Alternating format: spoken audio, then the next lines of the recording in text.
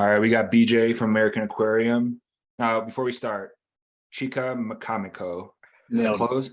Yes. Chicamacomico. Chicamacomico. But Chicamacomico is, I'm not going to correct that.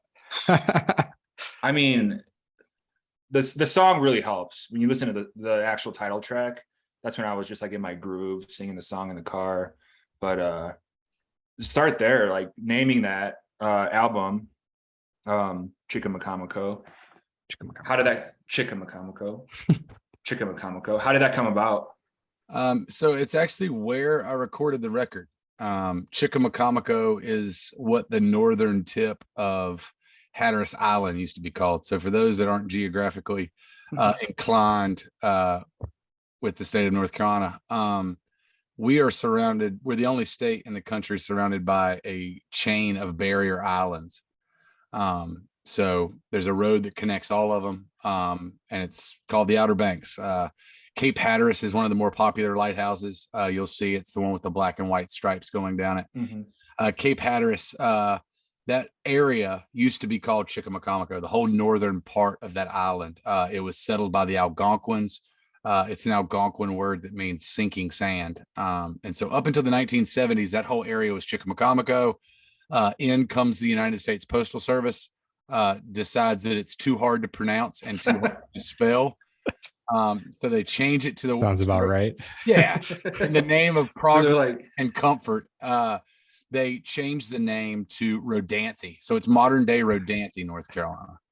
And that is where I wrote the record. But I was there for 2 weeks writing the record, and every day I went for a run to kind of clear my head.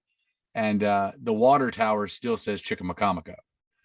And so that something kept going off in my head. It's like, why is the water tower say something different than the town I'm in? Mm. And that led to a quick Google search. And then you start figuring out the history, not only the losing the identity of what it used to be, but also the fact that one of the oldest life-saving stations in the country, one of the oldest before we had the Coast Guard, was in Chicamacomico. And it's still there, the Chicamacomico Life-Saving Station. It's a kind of a museum now, but and I was kind of like you, I had to learn how to say the word, and then I had to learn how to phonetically put it into a song. Right. I mean, that's impressive. I had to start breaking up the syllables. Oh, trust me, when I wrote that song, I had to sing it at least 100 times before I could actually nail the syllabic pronunciation. Well, and on top of it too, it's like such a heavy song. So you're like, I imagine like you're kind of singing it, and then in the booth, are you like fumbling over the titles sometimes, and then you got to like almost laugh to yourself and start over? Where you like, yeah, it's such a heavy tune. So I think a lot of people, when they hear the name of it, they think it's going to be like the Beach Boys Kokomo or some shit. Exactly. Right. It's the cover of it's a beach. The first single was All I Needed, so it was relatively upbeat and catchy.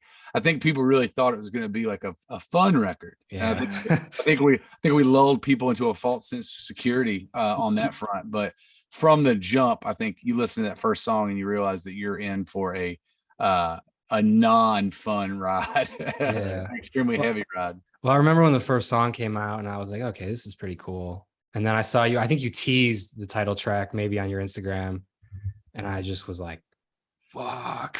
Yeah. It was I think we teased the single just so we weren't going to bum everybody out before they even heard the whole record.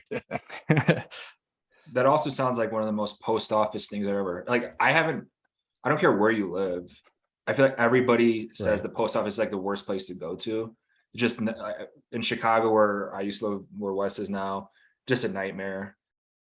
Oh, I bet. I could just see them being like, we're not doing this. Just change the name of the city. Is Rodanthe that much easier? Yeah, it's true. Yeah, that's the part that blows my mind is they changed it to Rodanthe, which is Rodanthe. And if you don't know how to say it, it's just as hard to pronounce and just as hard to spell. That's true. Yeah. So I was like, what are you doing, guys? The Postal Service. I love how they were just like, we're not even going to try to educate locals how to spell it. We're just going to completely rip hundreds of years of civilization away from this and just give it the whitest person name ever. And Nicholas Sparks can write a fucking book about it. That's the only thing that comes to my mind is like the Nicholas Sparks thing. And I'm sure it was some, Is that there? Was that in that area? West? There, You big there's like a Sparks guy? night. Isn't there a Rodanthe Nicholas Sparks book or something like that? The Waves of Rodanthe or the Nights Oh, of okay. Rodanthe or some. Nights in Rodanthe, mate. Maybe It that's got made into a movie. It's some cheesy rom-com, but that's kind of what when people think of Verdanthe, they think of a bunch of romantic novels by New Bern, North Carolina's own Nicholas Sparks. Oh man. Do you generally go on kind of like a retreat to write for a record, or is that something that was kind of new for this particular project? Pre Things Change, I never did. Things Change on, I've done it only because I've kind of life has afforded me the opportunity to be able to do that. I couldn't just go on a vacation for 2 weeks and rent a house and write a record. That wasn't fiscally an option. Yeah. But for the last 3 records, it's worked exceptionally well for me. I think I have a different process than a lot of people. Most people write songs throughout the year. When they get a good batch of songs, they go in the studio and record. What I do is I collect puzzle pieces, basically observations, one-liners, song ideas, social observations, and I just write them down. And I get to the point where I have probably 20 or 30 Word documents full of just ideas, one-liners. And then I go on these retreats and I start putting together the puzzles and start figuring out what it is. And after 2 or 3 songs, you start getting an idea of where the theme is. You start getting an idea of where it's tending to lean. And I knew after the 2020 and 2021 I had that it was going to be a record kind of centered in loss. I lost a bunch of friends to suicide and fentanyl overdoses. I lost my mother, I lost my grandmother, I lost a lot of stuff. So I knew that was going to be a pretty heavy theme. And then once I wrote the first 3 or 4 songs, I realized, okay, this is kind of what needs to run through the whole record. How do I build a record around it? And so I name the record first, and then I write the record around the name of the record and the theme. So I've done that since Dances for the Lonely. So since 2008, I'll figure out what the theme's going to be, name the record, and then start writing. That's pretty fascinating. It's one of the more unique ways I've heard. I really like that. And speaking of some of the albums, we posted about Burn Flicker Die turned 10 years old fairly recently here, and maybe what was that, a week ago or so? Yeah, last Wednesday. Yeah. And then you also shared 8 years sober recently. So this last decade, what's that been like? How fast has it gone by? How challenging has it been? Is it crazy to look back 10 years at that record and kind of the sobriety, and what's it been like? It's went by extremely quick. 10 years ago, I still felt like I was a young buck writing songs, and now I'm starting to get listed as an influence with some of these new songwriters. When they get interviewed, I feel so old. They're like, so what did you listen to? I was like, well, I was in high school, I listened to American Aquarium. I was like, you shut your mouth. No, you didn't. There's no way it's been that long. But then I look up and I've been doing this for 16 years now. So I started doing it professionally when I was 22 years old. My first record came out when I was 22. So it's flown by, but it's also been, really great because I haven't hit my peak yet. There's a lot of people that kind of shoot straight to the top, and then there's really nowhere else to go. So it's just a steady fall back down to earth. And I've been very lucky over 16 years. It's all been exponential. It's my trajectory looks, it's a very acute angle. It's a 45-degree angle. And I'm happy about that. When I was 25, I really wanted it to explode more. I wanted to be more successful. I wanted to be able to pay my rent on time. But 16 years in, I realized that, this year was better than last year. And as long as next year is better than this year, then we're heading in the right direction. So I'm not angry. I'm not bitter anymore. Young me used to be bitter about, success. Like, why are all these people finding success and I'm not? And then here I am 16 years in. I think I've found my little corner of the market, and I've kind of cornered it, and I've kind of carved out a pretty safe spot for me and my boys. Awesome.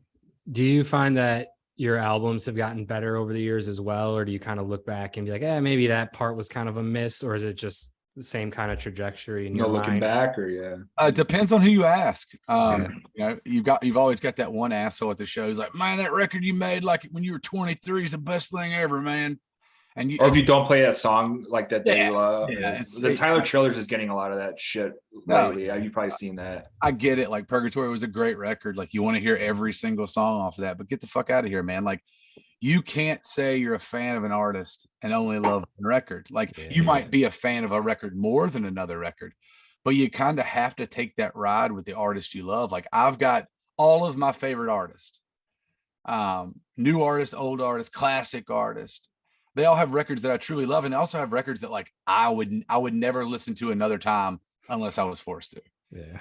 It doesn't mean I'm less of a fan, but like when you like if I went to a Springsteen show and I was like, play Tunnel of Love from start to finish, asshole, like I like nobody would take me serious. And it's the same thing with Tyler. Like Tyler, I've known Tyler for the last 15 years.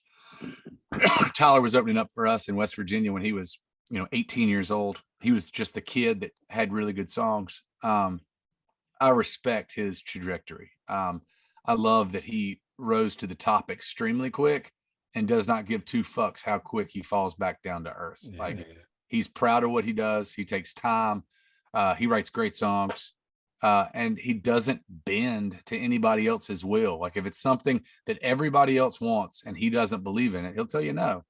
I saw a lot of people, I guess one of the last shows was the Willie Nelson picnic thing about like he only played like he didn't play like Feathered Indians or some shit. Like or White House Road. Road. That's what it was. Well, because and then everybody's like, well, the guy got like sober, like he's not like maybe he's not wanting to sing about. He doesn't want to sing about doing cocaine anymore. Like, give me a break. Like, I'm at a point in my career where 8 years in, I'm sober and I still sing songs about the road. I still sing songs about drinking. I still sing songs about the one night stands. And I'm a sober married father. Right. It allows me to kind of, I look at it like yearbooks. Every record is kind of a 2-year chronological snapshot of where I was. So every single night I kind of have this like career retrospective of everything I've done since my 20s. So I get to jump back into that character, be that guy for three minutes, sing the song, and then jump back into the new stuff. And I used to not want to play any of the old stuff. I was very, all artists are egotistical assholes, and we believe that our newest material is our best material, and everything that came before that is utter garbage that led to our current state of brilliance. But it took me well into my 30s to finally realize that like that one guy found us at Dances for the Lonely in 2008, and that's his favorite record. It got him through a divorce. It got him through a breakup. And then there's that one guy who found us in 2012, Burn, Flicker, Die. Like he quit his band and went into the corporate America, and it helped him get through that. And then there's some people that found us at Chicamacomico. Like I got messages this past week. We were the guest on NPR's All Things Considered. And, all of a sudden you have this, 50-year-old woman send you a message like, I've never heard of your band.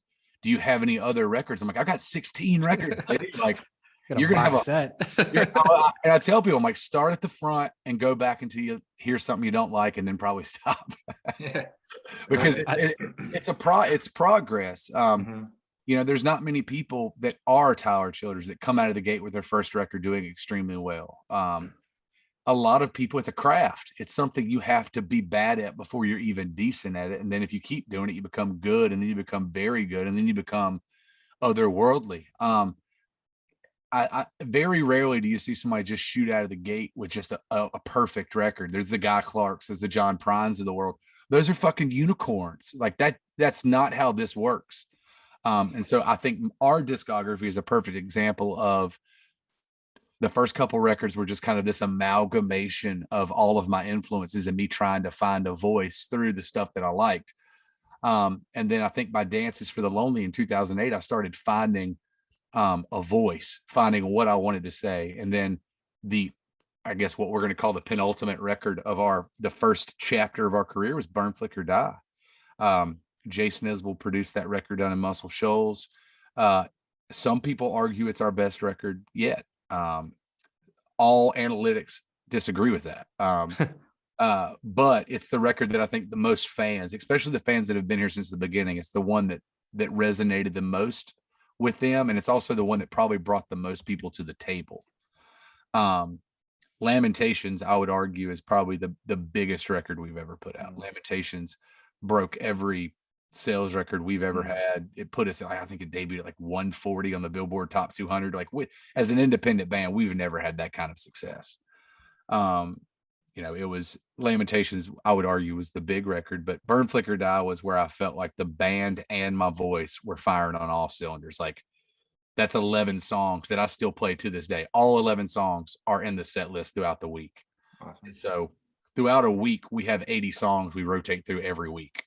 So no matter when you come to see us, my goal now, it wasn't like this in my early 30s, but my goal now is to play it. I might not play your favorite song, but I'm going to play at least 2 or 3 songs off of your favorite record. And I do that because I want every single person to leave my show with a reminder of why you fell in love with this band in the first place. Even if you don't like my new stuff, even if you don't like it when I started getting political, or if you don't like the old drunk me, you're going to hear kind of a career spanning set. We play for 2.5 hours every single night. Monday night, 2.5 hours. Saturday night, 2.5 hours. And we really try to cover a lot of ground, just because I'm very aware as a music listener, not just as a maker of music, but as a consumer of music, that every single person in that crowd loves a different song, loves a different record. And I'm trying to hit as many of them as I can, instead of just getting up there and playing the 10 new songs with like 6 deep cuts and then thank you, good night, I'm done with my 90 minutes, fuck that. For me, I think it was Losing Side of 25. That might have been the first track that I heard. And I was probably about 25 and trying to decide whether or not I should drop out of law school and do this. And now I'm talking to you. So it's kind of full circle. But I think like totally understand what you're saying about people having these certain moments that kind of just brought them to the band. And that's like kind of the thing they hold on to and expect to see during the show, and kind of transports you back to that like moment. And I think that's kind of why sometimes people like really get obsessed with like, oh, your first record was great. And it's like, probably because you were 17 and loving life and shit, like, yeah, it's like a lot of the young fans, like, we're lucky because as we grow, more kids get turned on to us. There's another kid right now turning 25 who's just finding Losing Side. Yeah, right. That's going to be his introduction, and he's going to fall in love with the band. And at 25, he might not get the records about losing your mom and a miscarriage and your daughter. And a lot of those kids come up to me after the shows and like, man, I just, I haven't been there yet. I'm like, give it time, man. I was like, talk to me in 10 years and tell me if this record that I made when I was 38 doesn't resonate with you when you're 38. Yeah. We're fortunate because a lot of our fan base is the same age as us. So they've kind of came up with us. So as I got out of my bar drinking, chasing girls phase, so did they. As I got into my 30s questioning life, did I make the right decision? Should I have went back to school and climbed the corporate ladder? So are they. Starting a family, getting sober, making these kind of big life decisions. They're making these same life decisions. So I'm writing for me. I'm writing stories that resonate with me. I'm writing songs that resonate with me. And I totally understand that might not resonate with a 22-year-old kid that's 4 years away from his hometown. He hasn't had enough time, or she hasn't had enough time to experience life, to change their mindset. And I get that. And I try to be respectful of that. Like I warn people, I'm like, if these records don't resonate with you yet, just wait a second, come back to them in 5 years, 10 years, 15 years. I promise a couple of these songs will hit you pretty hard. Let life kick your ass a little bit. I feel like they're the green ones, they're the ones life hadn't shit on too much yet. Well, after a first couple breakups, losing people that you really care about, overcoming things, I think some of these songs might, because that's a kind of a central theme that runs through a lot of my records, not just new and old, but kind of since the beginning, is that head down, feet moving, hard work kind of conquers all. And it's kind of been a big theme of my records, is like, working your way out of bad situations and dark corners. I had a quick question to go back a second, because I had I think Wes, we've kind of mentioned this with mainstream country a little bit, definitely like a little bit of a pet peeve, where it's different what you explained a little bit ago, where you said you'll still sing these songs that you wrote maybe 10 years ago when you were drinking, partying, But it came from a real place when you created a song, wrote the song, played the song for the first time, and then 10 years later, you're like, I can play it and get to that place 3 minutes.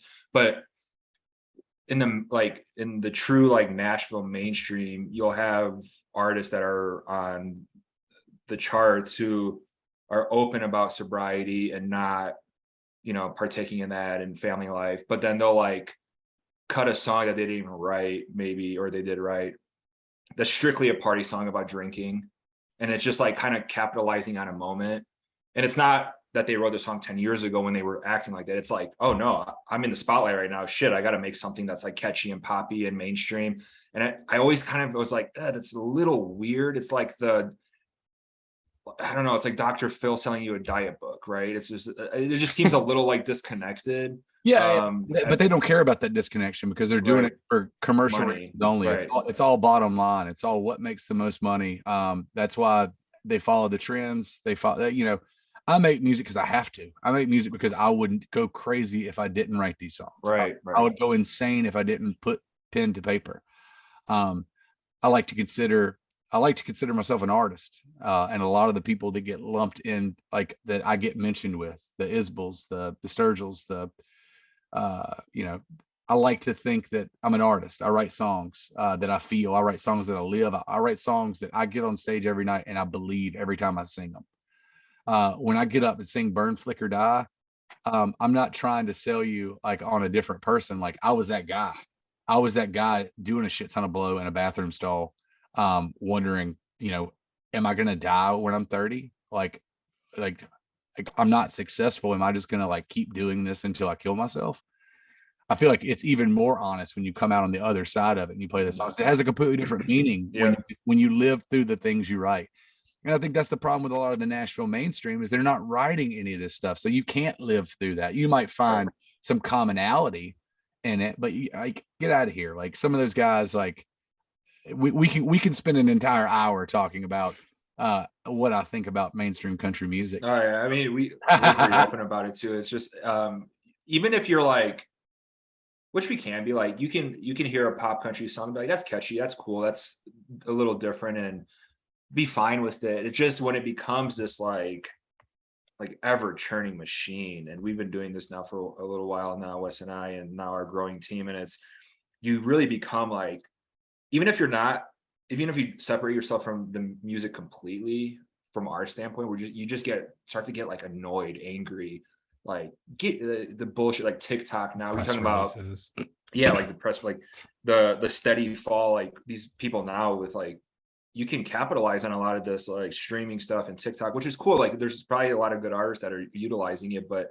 there's a lot of artists that they're not going to be around in 10 years from now that are just right now like getting these crazy numbers. And I feel old now saying, I'm like, oh, I'm 34 now, and I see this back when I was like 27 or whatever and I was like, oh yeah, whatever, like everything's kind of cool, whatever, people doing their thing. And then experience life, you have a kid, oh, you look at shit a lot differently, even as something as kind of simple but meaningful as music, and the way people kind of approach you, like, oh, this is probably a money grab for sure for a lot of people, but for people like yourself, it's not. It's like, this is in your DNA. It's something you're going to do whether you're making money or not, right? So yeah, I was doing it when I was poor. I'm doing it when I'm successful. I would be doing this if I was still dirt poor. If I was still living check to check, trying to make it, I would still be writing songs. Like I think there's some of us, it's just in our blood. It's what we do. It's how we cope with the world. It's how we deal with human experience. It's like Tom Brady. Play football, can't stop. Yeah, it's like I think it's Giselle, doesn't matter. I was talking to Robert O'Keefe. I opened up for him a few times on this like farewell tour of his. And I was like, you're not really walking away, are you? He's like, I'm still going to write songs. I'm still probably going to record songs. I'm just done touring. He's like, you don't ever walk away from being an artist. Like when that's part of your DNA, when it's the fiber of your being, you don't just quit it. Speaking of the TikTok stuff, like I'm not on TikTok. I don't know how it works. I've seen the trend though, like people getting on and lip syncing their own songs to try to get like stream. So China can start to make robots of them with all the there's a lot of there's a lot of stuff going on there. I don't know what's going on there. You know, for me, it's, you know, I realize like nobody wants to see a 38-year-old redneck like me on fucking TikTok. I'm not going to do any of the damn. I don't know, man. Those 90s songs, you probably. I should have had it all. They're gonna think that somebody's gonna hear you cover Down at the Twist and Shout on there and think that's a brand new song that you just created, that you just came out of it, and they're gonna be like, this is the greatest song of all time.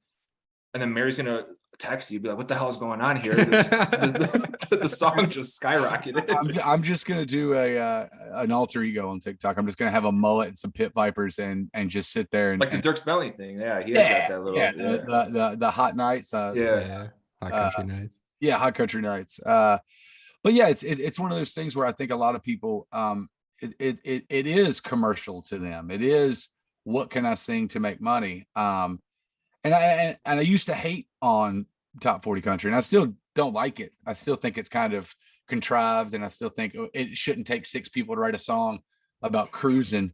Oh, wait.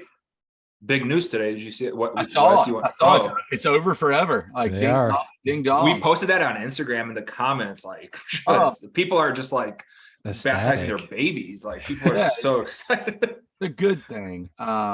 It's I used to hate on this a lot. And so, but then I had to realize that every single night that they're on tour, there's 40,000 people that pay $50 to $100 to go see them. So somebody likes them. They're selling tickets. Yeah. They're wildly successful. But then I also had to realize the same people that love that kind of music, like, are the same. It's the same reason we all watch like Fast and the Furious movies or eat McDonald's, you know? Yeah. We love cutting our brain off and not thinking for a second. We love like, holy shit, that car's going fast. Why is it in outer space? I have no fucking idea, but this is awesome. Yeah.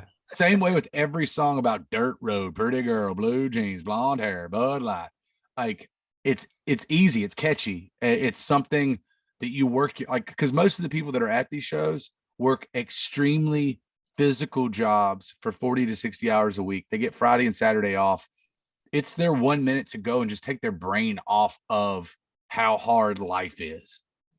And they want to sing those songs. And don't get me wrong, every one of the songs is about the fun part of being Southern or being country or being rural. It's like roads, my friends, cold beer, pretty girls, like, but nobody wants to sing about like the heavy shit of the Southern experience.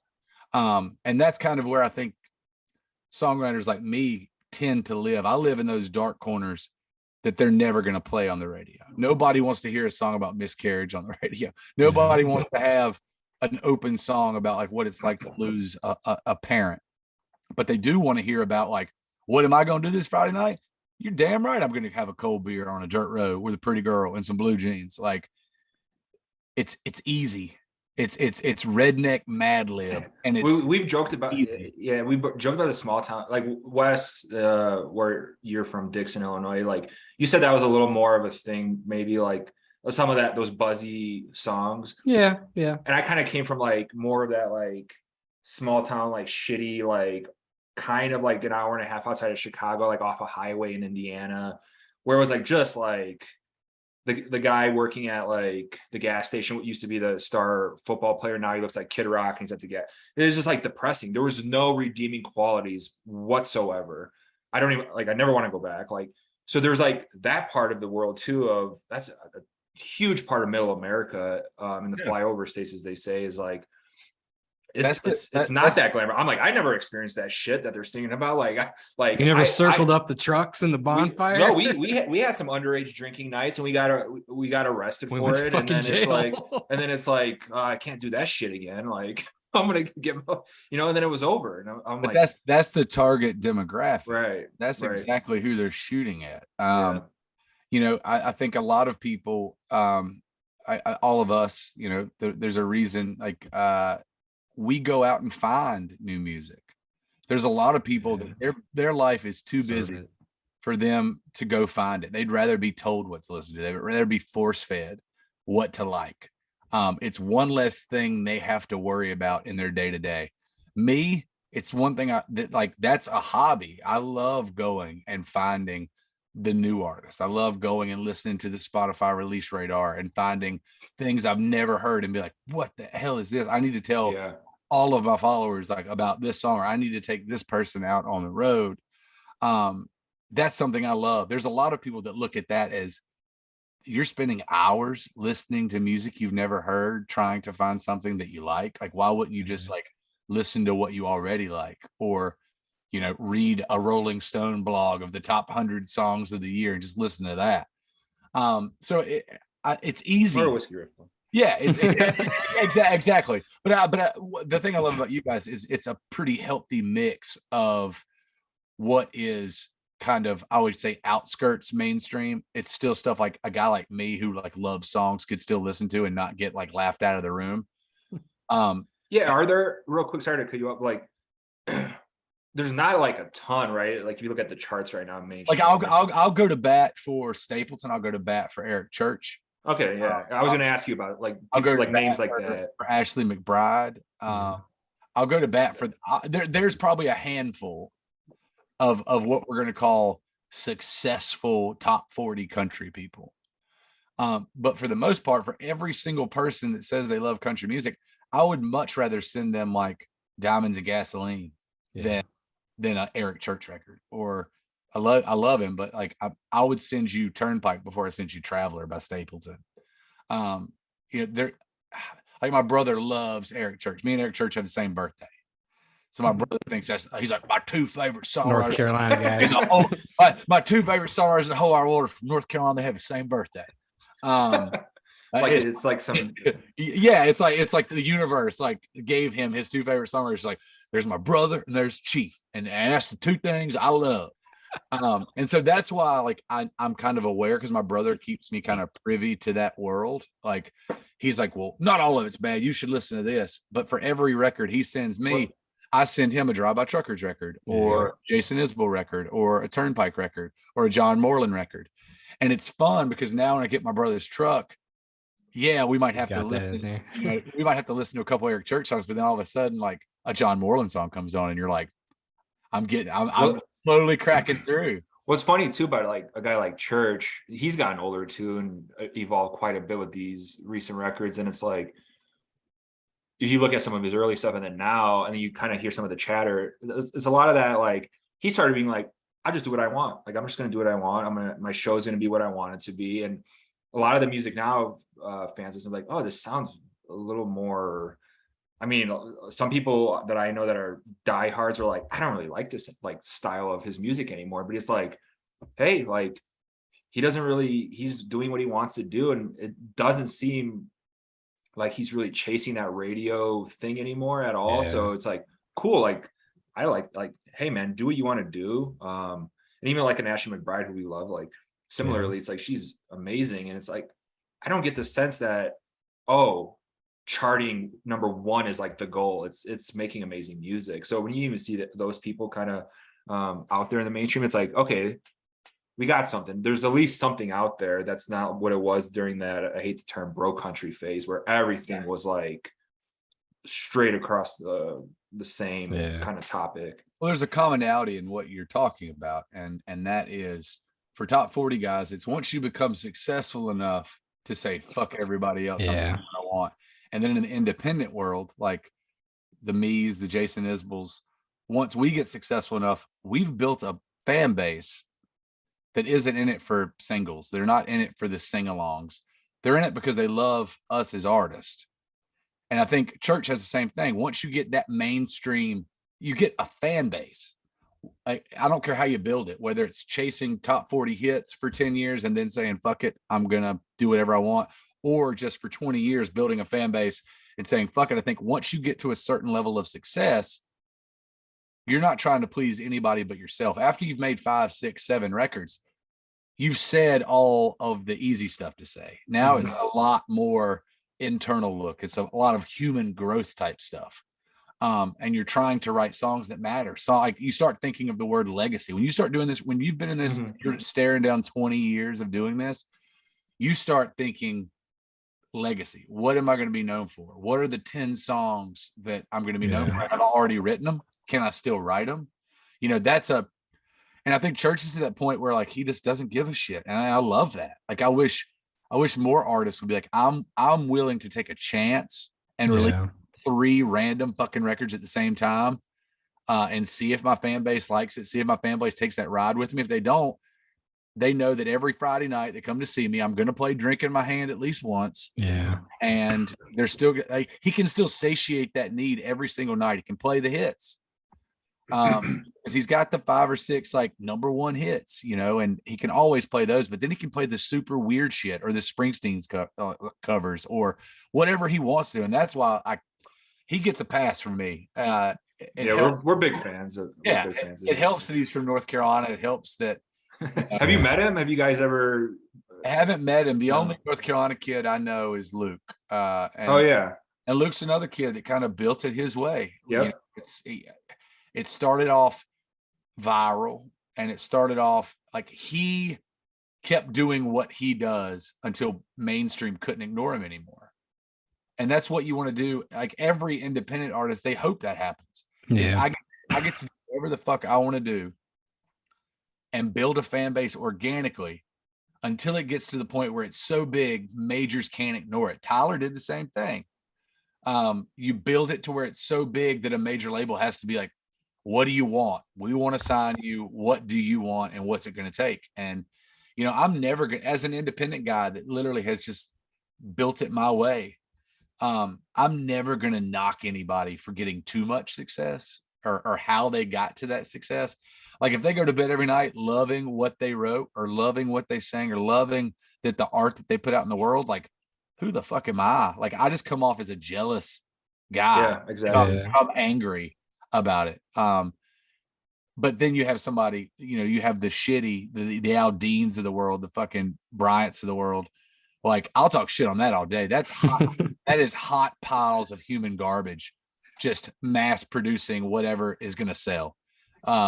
They don't believe any of the shit they're saying. They don't believe, like they don't have any. Well, I don't think there's really even anything to believe in a lot of the songs. Right. If that makes sense. It's like sun burned, sun kissed, sun tan, sun block, sun beer for my son. Like Luke Bryan, #1. It's like what? How the fuck? Like because they keep dumbing it down. Like I'm sure that whatever song got brought to the table at first had probably 2 or 3 like really good songwriters. Luke has good, like he covered like Brent Cobb, like Tailgate Blues and some of these things back in the day. You're like, holy shit, like some good stuff in there. Yeah, and it's just like, oh, I'll give you 1 song out of 12. Yeah, but the singles are absolute doo-doo butter. Like, oh, right. Just like it's unlistenable to me. Like it's like. I couldn't even tell you right now what either one of their singles are off the top of my head. Me neither. That and people are gonna be like, oh yeah, right. No, it's a great place to be. And you're talking about like Luke Combs. I saw him, Cody Johnson, Zach Bryan, and was it Morgan Wade? I believe at the Broncos stadium. Yeah, in Denver, a few months ago. Yeah. Holy shit! I mean, what a murderer's row of just the crowd was insane. A great mix. You're talking about 4 people who built it their way. Yeah. And it was just like, this is my thing. It's a little, there's parts that like, yeah, of course, Luke Combs mainstream. But the way all those artists respect each other and are legitimate artists and come together, I'm like, this is kind of like the perfect potion to me. The only reason Luke is mainstream is because they made him mainstream. Yeah. Luke was selling out massive venues before he had the radio station. Like I watched that groundswell happen. We shared a video in college, and it's just like you could see it, you could hear there was just that thing, like you know. Well, he even said that when he first got approached, they were like, you don't really have the look.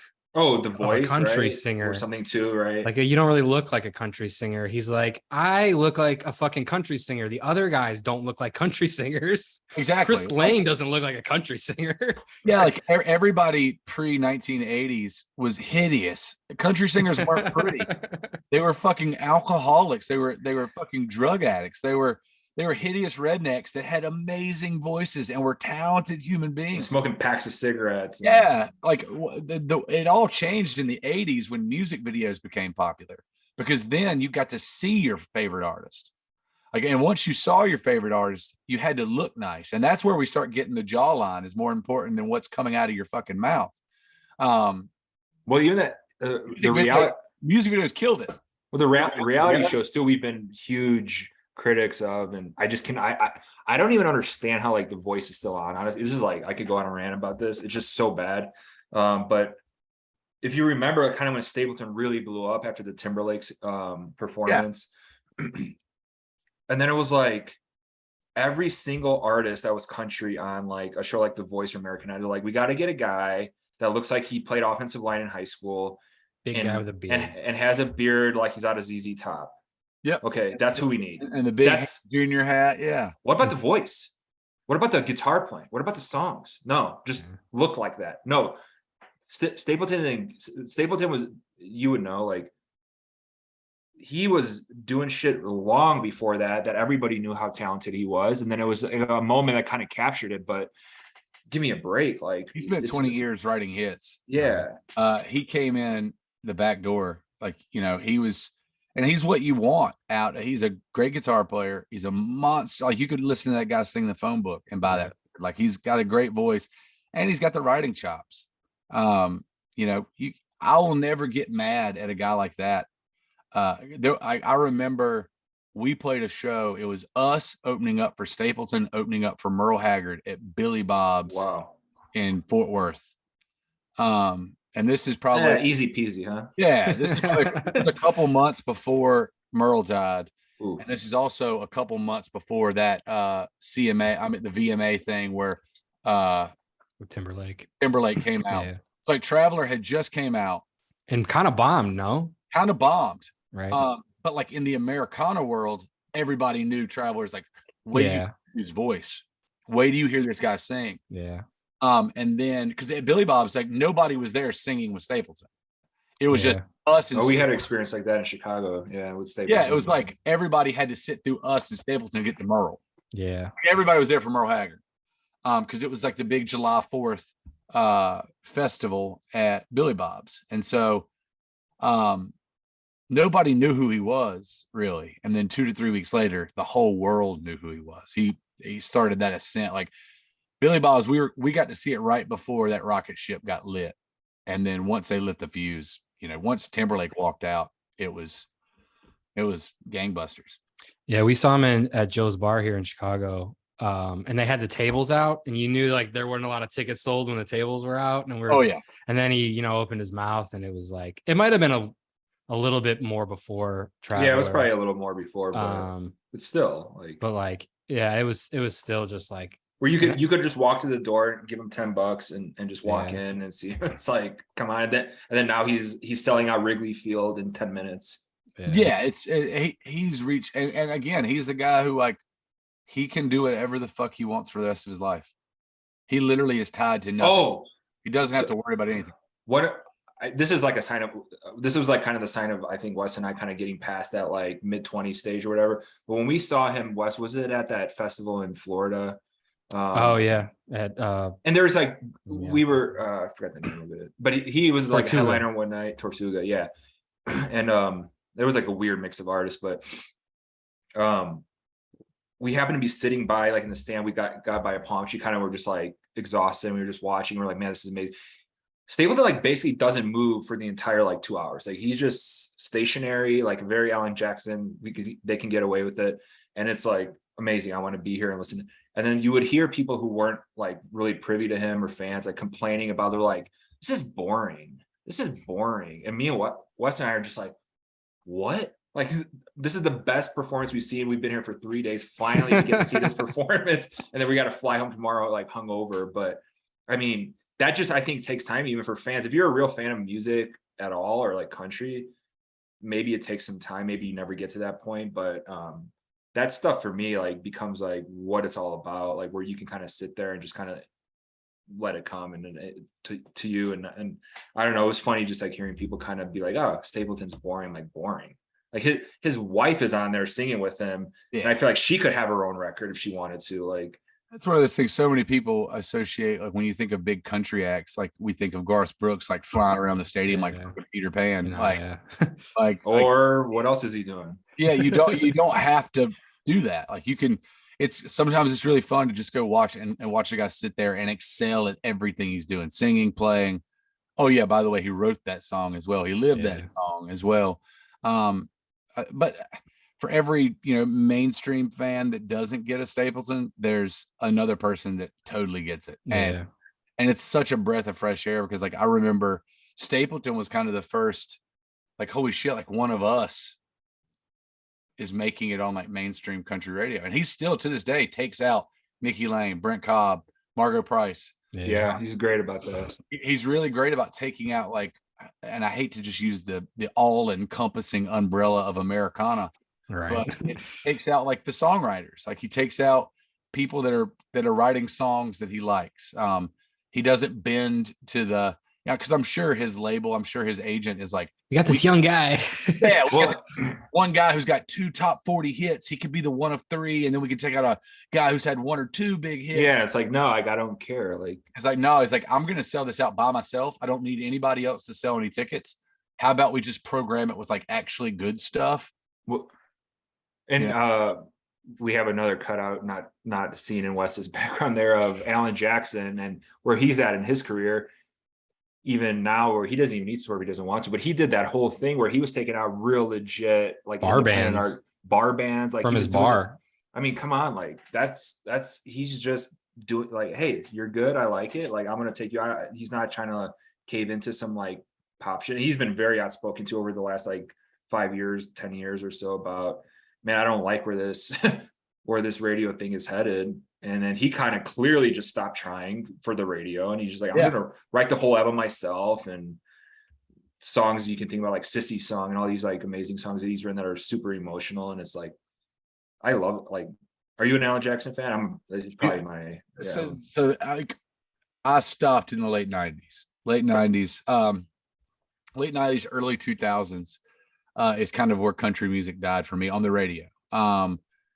Pre 9/11, post 9/11. Pre 9/11, you were still telling stories.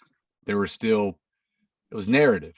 And as silly as some of them were, the 90s were kind of the heyday of that. Like really good songs that were told, and they were story songs. They were great. Post 9/11, there's a couple years where you have just like this faux patriotism of, how many American flags can we sell at the merch table? And then then we got hit with the bro country phase, which was your favorite. Dark. The lost years. The lost years. We're still recovering. Yeah, and it's one of those things where like early in our career, it's like Florida Georgia Line opened up for us for a couple shows, and Chase Rice opened up for us for a couple shows. Wait, for you? Oh, for sure. This is pre-cruise. Wow. This is when they're trying to like build, like we knew like the band. Well, there was a couple. That's funny you said Florida Georgia Line. There was like a song that wasn't that bad before they were famous. I forgot what it was, but they were not famous. They were playing like a tiny bar. I remember back in the day, right when we started. Their guitar player at the time was like, "Oh yeah, they just recorded this song called Cruise. They're going to try to shop it to radio." Blah blah. Oh, blah. that was so it was after. Okay. So like this is like pre all of that. This is like making that first record, and they opened up for us for like 3 shows, and we were just like, "This is not what we do. This is not what we do. It's not what we do." And like Chase Rice got put on a bill with us for like 2 shows, and it was like, "This is not what we do." Like. And that was back in my drinking days. So I just got on stage because like he went on a big rant about how Garth Brooks was like his favorite artist. And I got on stage and like, I love 90s Garth Brooks. Like, don't get me fucking wrong. But you don't like Man in the Machine like this? No. No. But I got on stage like hammered and just started talking shit about Garth Brooks just to be like, fuck, like this is not like this would be you. So you were doing it before Tom Segura, the comedian. You know all about that world of the Garth Brooks may or may not be a serial killer. No, that's my like I love. My buddy was high the other night in Chicago, Austin, and I told him the story, and I was like, when you're just bored, go to Garth Brooks' Instagram account. If you took an edible or you're just kind of fumbling around and you need to laugh, just go to Garth Brooks' Instagram and just go picture by picture and just read the comments, and you will literally fucking piss yourself. Like it's just the greatest. They blocked Tom now, but it doesn't matter because now that pissed off the fans more, and now they're commenting more. Where's my fucking mother? My kids are missing. We need closure. So good. I love going down like the dark wormhole, like conspiracy theory wormholes of this person having a really dark past. I posted Garth made like a Mexican pizza like with Trisha on Food Network, and I posted an article. I'm a big food guy. And I'm like, what the like? Give me a fucking break. She's like pureeing like beans out of a can. She's putting it on something, and she's like, "This is Garth's favorite." I'm like, oh, I watched. There was one Instagram story where somebody made like Trisha's breakfast that she makes Garth every day or something, and it's just like literally like a failure pile of.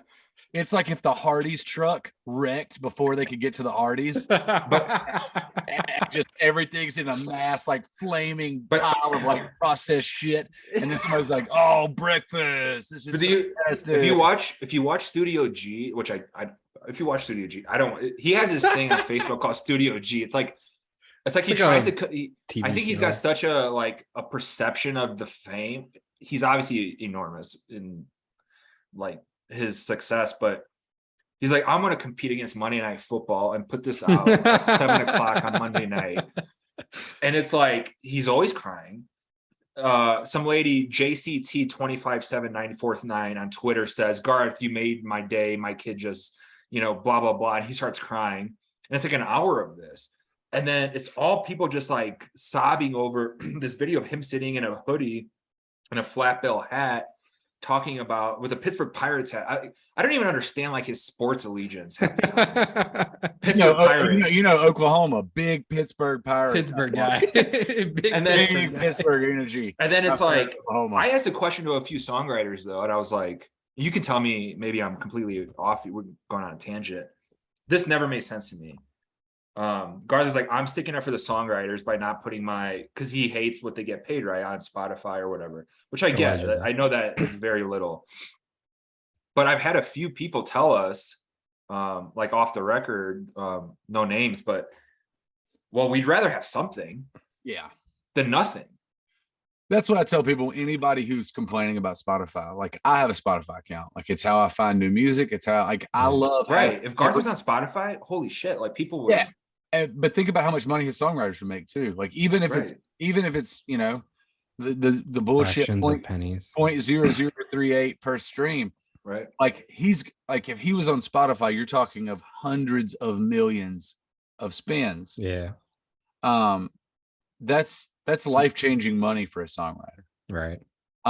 Worst case scenario, they pay their rent like you were talking about earlier. Yeah, but I don't think people understand like 1 million plays is a good paycheck.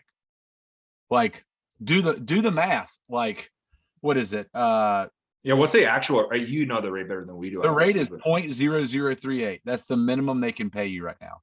So 0.0038. Let's say you have 10 million streams, which for Garth could happen in the first day. That's $38,000. Right. For 10 million streams. So let's say 0.0038. That's a publishing salary.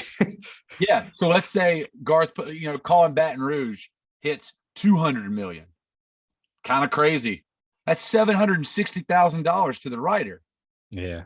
A lot of money. Which is, Dave Lindy or Dennis Lindy. Who wrote, all of our favorite, Bubba Shot the Jukebox, Earl Had to Die, John Deere Green. The Dennis Lindy estate would get $760,000 for 200 million. So what the hell is going on here? Now I got the conspiracy theory. Like anybody, but Amazon Music.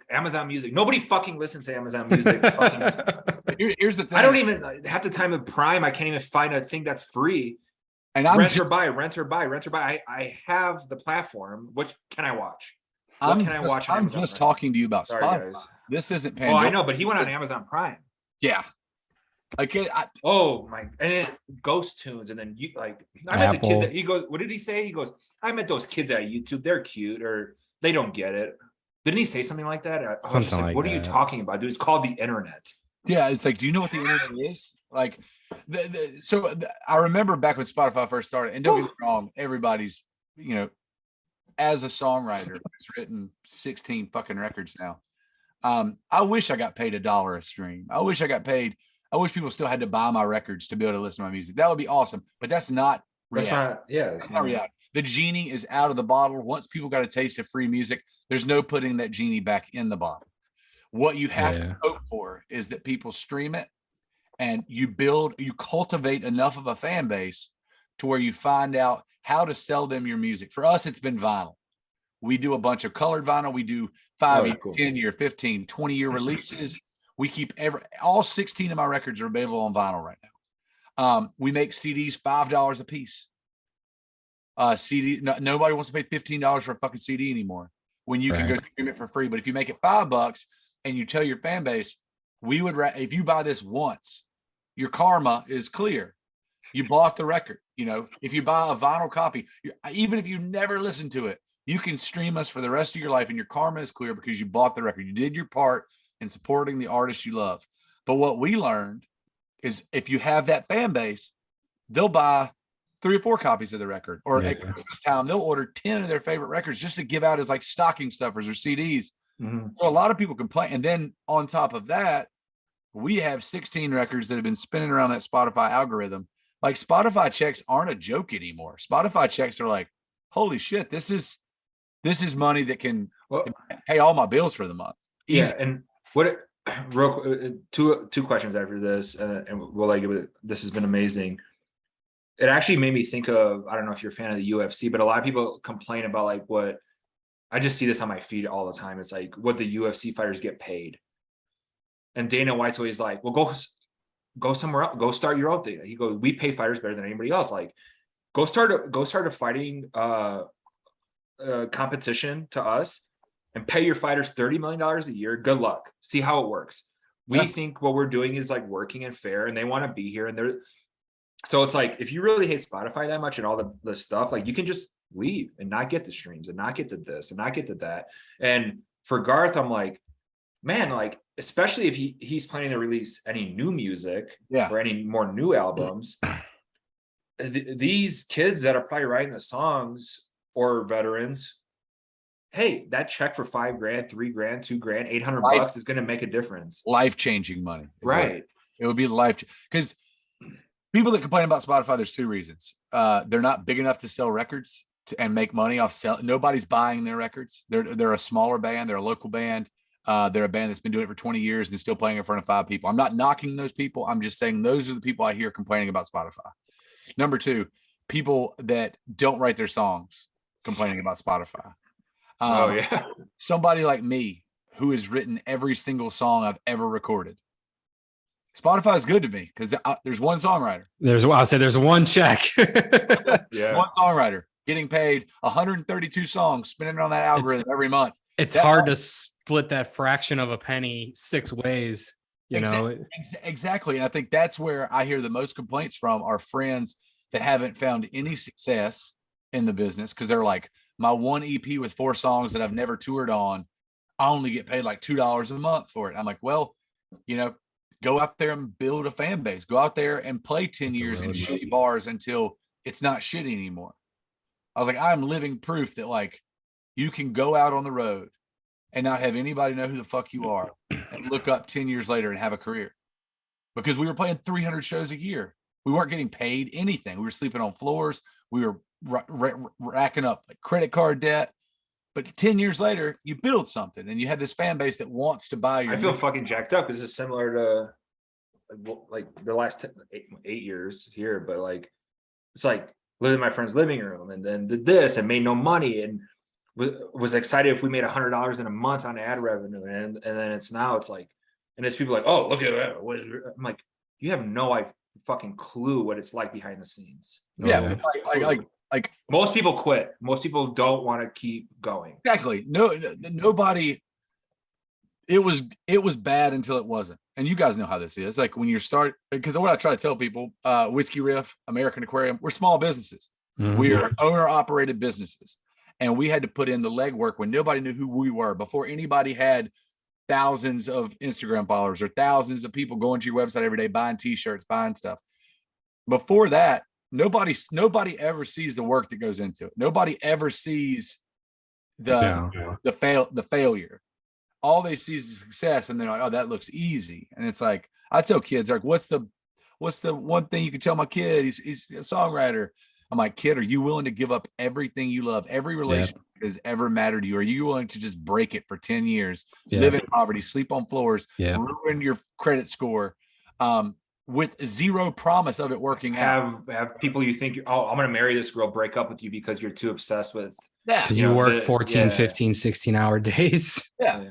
It's like, are you willing to give all that up? If not, go work at Wells Fargo. There's nothing wrong with, working at a bank. Go do something safe, that it's an easy paycheck.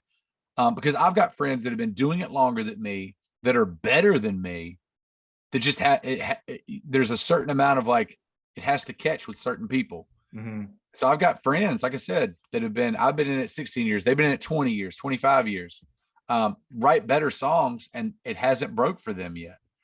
So nothing's guaranteed. You have to have that perfect mix of like, hard work and opportunity. That's luck. That's what fucking luck is that intersection of hard work and opportunity. And I got lucky. We got to the point where we had built this fan base. We'd cultivated this thing.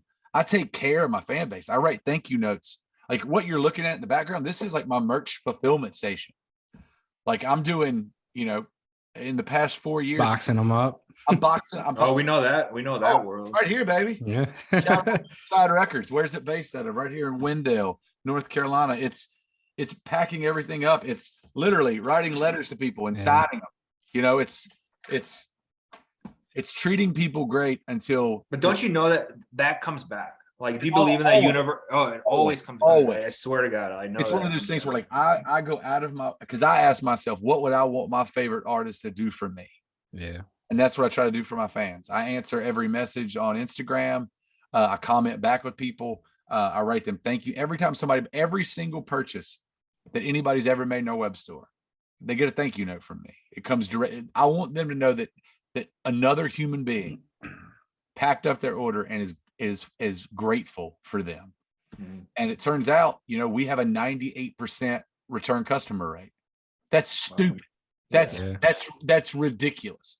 Every single person, every 100 people that buy one thing from me have bought two things from me. And then it's because you take care of the people that take care of you. And I think a lot of what we talked about earlier, I think, the Luke Combs of the world, the Chris Staples of the world, I think when you build a fan base that is that rabid, that is that willing to go punch down doors for you because they believe in your music so much, I think it's impossible to fail. I don't think it's possible to fail when you spend 10 years playing bars, treating people right. I don't buy it.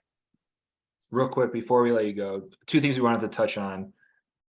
You made a comment, I believe to a Twitter reply or something, when Turnpike came back, and you're going to be opening for them soon. That's why I kind of wanted to end with the rest of your year with the tour. Somebody says something about Evan being sober and the music not being as good in the future or whatever, and you had a really poignant comment, which I thought was really important to kind of touch on before we let you go. And then also the 90s country albums, which have been absolutely incredible. How difficult, because I feel like it would take me literally years to even narrow down songs. narrow down the amount of songs. So those two things, if you don't mind touching on before we go. Yeah, Turnpike are some of our oldest friends in the business. We wouldn't have the career that we currently have if it wasn't for Turnpike. We were the opening act for them for about 2 years straight. They took us on the road. Every single show they played, we were the opening act. We had the same booking agent. Shout out John Folk at 11 Music. We got lucky. We started touring with them. We traded them shows on the East Coast, and they brought us to Texas and Oklahoma. Yeah. We were all in vans and trailers until one day we showed up in Texas. They were in a bus. And the next time we showed up in Texas, there were two buses. And then they had a crew, and we were playing amphitheaters, and it was kind of out of hand. And now it's ridiculous. Like the shows we're playing with, like they're playing our hometown. We weren't even announced, and the show sold out in 2 days. You're like 5,200 people. I think the reason we got added to the show is it was our hometown. We were supposed to they're like pull our weight. We couldn't announce it till later because of a festival we were playing. And like in 2 days, they sold like 5,200 tickets, like unheard of. Like the only people that sell these out are like this amphitheater out, or like radio people, or like big indie rock bands. So it's fun to see your friends succeed on that level. I love every single one of those guys. Every single person in the band's in my phone. I love them. I'm also sober. I also had to hear, oh man, you weren't as good. You're not as good as you were when you were drunk, or, you know, and that's why I go out of my way. Like, our shows these days are becoming things of like local legend. Like, we play for 2.5 hours and I go full throttle the whole time. I'm dancing around stage. I'm singing along with people. I want them to know that I'm just as good as I was drunk. I don't need to be drunk to have a good time on stage. I don't need to be drunk to blow your face off. And so I hate it when people, especially early in his recovery, like couple months in, like we're talking about, that's a very fragile time when you're getting sober, because it's new. And there's still a voice in your head telling you that you don't need to be sober, that you can handle it, that you can have a couple drinks, and that you're normal, and that you have a perfectly healthy relationship with alcohol. Well, I would imagine too that you haven't been on stage sober in quite a long time if you're a performer, right? Good necessarily. Point. I think Tyler, that was something for him coming back for a while, where he was like, he seemed nervous, and that's fine, completely understandable. You have to think, like, I had to relearn how to be a front man. Right. I'd never done it sober for, you know, at that point in my career. I was 8 years in to my career, never done it sober. It was muscle memory. I'd get up every night and I would be shithouse drunk and not miss a word. Just crush it. And the first time I walked on stage sober, I think a lot of people thought I was still drinking because I flubbed almost every song. I was shaking. Like, I'd never experienced stage fright before. Well, that anxiety is probably exactly, like, you feel it in your throat, right? Everybody talked about stage fright, and I was like, oh, you know, whatever, you know, been doing this a while. Yeah, you know, once you do it. Oh, no.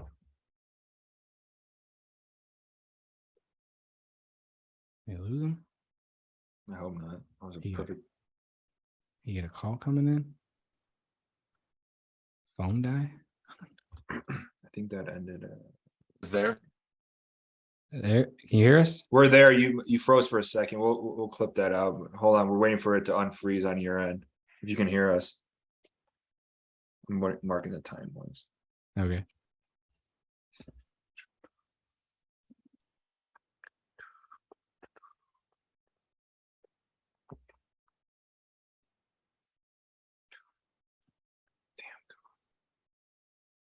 Are you in a pickle now with the? Oh, here we go. Yeah, there we go. We're back. Awesome. Sorry about that. No, all good. Yeah, it's you know, I had to relearn how to do everything. And that's extremely hard. And so your first couple of months are very volatile. And you don't need to be reading about people putting those thoughts in your head, telling you you're not going to be as good. Because I'm sure that was already in his head. Like, can I do this sober? Can I be the same guy? Can I write the same way? And if I've learned anything through sobriety, through watching other people do it, and my current journey, clarity brings, especially to writers, real writers, people that write narrative, having that kind of clarity when you're writing is the biggest gift. My song, or not you like my new songs or not, my songwriting grew exponentially just because I was more in the moment. I was more observant. I was able to pinpoint emotions more. I didn't take any shortcuts. I didn't take any cliches. Songwriting improves. And I'll always tell people that if anybody starts piggybacking on sober people being like, you're not going to be as good, it's fuck you. What have you done with your life? Right. Like, what are you doing with your life right now, other than, getting shit house every weekend, bitching on Twitter? Yeah, bitching on Twitter at a band that's like literally trying, like, and I don't say this lightly, fighting for his life. Like, he's fighting for relationships. He's fighting for his career. He's fighting for like get the fuck out of here. Like, the last thing he needs is some fucking Karen on fucking Twitter telling him he's gonna fail. Like, get the fuck out of here. Like, I had his back when they were canceling shows. I had his back through the hiatus. I'll always have that dude's back. Evan's always been a dear friend of mine, one of my favorite songwriters, somebody whose name I love seeing my name beside. When people list their favorite songwriters, It's an honor to be beside somebody like Felker. We're the same age. Spent a lot of time together drinking. And I've got to hang out with him a couple times sober, and I'm excited for those memories as well. Switching lanes to the 90s country records. I've been threatening the band with that for 10 years. Oh, I didn't have time. And if the pandemic gave us anything, it gave us time. It gave us a lot of time. And so you're right. I made a list of probably 120 songs. well, we got a massive playlist on Whiskey Riff, and I was like, shit, like if I had to do that. We set parameters. So it had to be between 93 and 94. Ooh. Oh, okay. And so 93 and 94 really cuts a lot of stuff out, but those are my two prime years. I don't think anything fucks with those 2 years. There's only one song we recorded outside of that, and that's Heads, Carolina, Tails, California. That was 96. Yeah. Because it's a fucking banger. Literally the biggest song off of Volume 1 as far as streams goes. Heads, Carolina, Tails, California. We took it to our chance and stepped outside of our parameter, and it fucking paid off. But real quick story, when I was trying to just confirm the date, and when my son was born, so 2021 was Volume 1. I don't know what month. May of 2021 is when it came out. Okay, so he was 1. So my son Luca, his first song was that literally would like stop a bad mood or whatever, was Chattahoochee. I go, okay, this is amazing. And then it was your cover, not the original. Your cover Down at the Twist and Shout became it was literally right when we moved to Colorado. It was like, and he was just like, and he would just stop what he was doing, and he would just start. And I was like, there we go. And then we started listening more and more and more, and it was just like, that's a beautiful thing. You can use a cover in that way to kind of get. I mean, he was 1, but to get people into music. Oh, that record exposed my wife to 90s country. My wife's from the suburbs of Chicago, likes country music, but not like a big fan. And as soon as that dropped, went and bought the vinyl, got the green one. It's fucking beautiful, just spinning on. I need some of those because I'm trying to build out. Wes has a better collection than me. Love that. And then to this day, though, she's still like, I told her I was having BJ on from American Aquarium. She goes, "Oh, the 90s country guy." But now she hears the songs from the original artist, and she's like, "Oh, that's like the original," and like it just kind of opened a whole. And you like each in a different way. It's weird. It's like you did a really good job of not. I don't even like desecrating. Like that's too intensive a word, but it's like you honored it. You made it fun in your own, but then you also can kind of appreciate both if you weren't even a fan of either. Yeah, I don't think desecrates too much. We were serious when we went in. We were all such big fans. It was huge in our childhood. I was born in '84, so like I'm 10 years old hearing these songs. Like this is formative for me. Yeah. This shapes whether consciously or subconsciously how I view music, how I view melody, song structure, narrative. Like so much of what I do, and I didn't realize this until we made this 90s country record. So much of what I do in American Aquarium is a direct lineage to this stuff. It's 3 verses that tell a really great story and a big hooky chorus. Like that's exactly what American Aquarium does today. Like I thought I owed so much of what I do to Bruce Springsteen and Tom Petty. I owe just as much to fucking Joe Diffie and Sammy Kershaw as I do to Petty and Springsteen. So it was about. It was about tipping your hat, and we knew that we were walking on hallowed ground with people our age. We knew that like we couldn't fuck these songs up. Like we couldn't, reimagine these songs. So we wanted to kind of put our twist on them. Like I think they still sound like American Aquarium songs. Yeah. It's just because with me singing on them, it's not going to sound like fucking Trisha Yearwood. Right. I had some lady on Twitter the first day we put it out. She's like, "I like Trisha Yearwood's better," and I was like, "No shit, me Linda. too." I was like, "No shit, Linda. I like Trisha. I'm not trying to win female." Yeah, and you're not gonna do John Deere Green with like a violin and be to be all like fucking pretentious and like get the fuck out of here. Like there's so many and most people like we underestimated how much love this record was going to get. Like we only pressed 1,000 copies on that John Deere Green vinyl, and they sold out in 6 hours. I jumped on it immediately. They were also your the artwork was just fantastic. I Yeah. thought like the way you guys did that, Whole or thing was whoever was brilliant. you or your designer. I don't know who. But. Well, we tried our best to be period specific. So it was very much like I told the guy who did the graphic design for both records, I was like, imagine you're stopping at a truck stop picking up a greatest hits record. Like I want it to be, I don't want it to be too on the nose. I didn't want it to be like a water tower or anything like that. I was like, I want it to be very much like now that's what I call country music volume 1 kind of thing. Like something generic enough. And we came up with the idea of the first one was going to be the back of the jeans. The second one was going to be the front of the jeans. What's the third one going to be? The crotch? There's no third one. Oh, that's it. We made the list. The bro country covers. I'm gonna have to be pretty fucking hard up in my career to have a volume record cruise. Oh my god, I started sweating on the inside of my body when I said that. I just was like me ugh. doing Dirt Road Anthem. It will be the last thing I ever do because who are you gonna have? Are you gonna rap the verse, or are you gonna have somebody else come in and do a surprise? I don't want to talk about that. Oh, man. That's just like Yeah, queasy. My stomach's turning. But the 90s country stuff, like I think brought a lot of people to the table for our band as well.